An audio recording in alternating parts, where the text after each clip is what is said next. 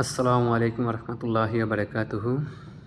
দেশ এবং দেশের বাইরে থেকে যারা আমার শ্রদ্ধেয় ভাই এবং বোনেরা, সবাইকে আন্তরিকভাবে অভিনন্দন জানাচ্ছি।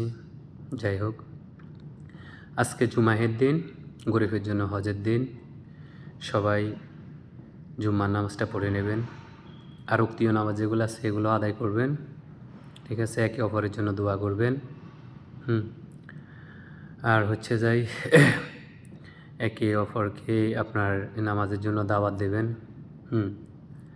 আর ইসলামের উপরে চলার সবাই চেষ্টা করবেন, কারণ আমাদের মুসলিম হিসেবে আমাদের একটা কর্তব্য আছে যে আমরা এই একে অপরকে স্যাক্রিফাইস করে চলা এবং অনেক কিছু মানা, অনেক কিছু শোনা, অনেক ক্ষেত্রে ধৈর্য ধারণ করা, এগুলো আমাদের দরকার, কারণ আমরা মুসলিম ঘরের সন্তান। তো যাই হোক, অনেক কথা বললাম। যদি কথায় কোনো ভুল হয়ে থাকে তাহলে ক্ষমার দৃষ্টিতে দেখবেন। আসসালামু আলাইকুম রহমতুল্লাহি বারাকাতুহু।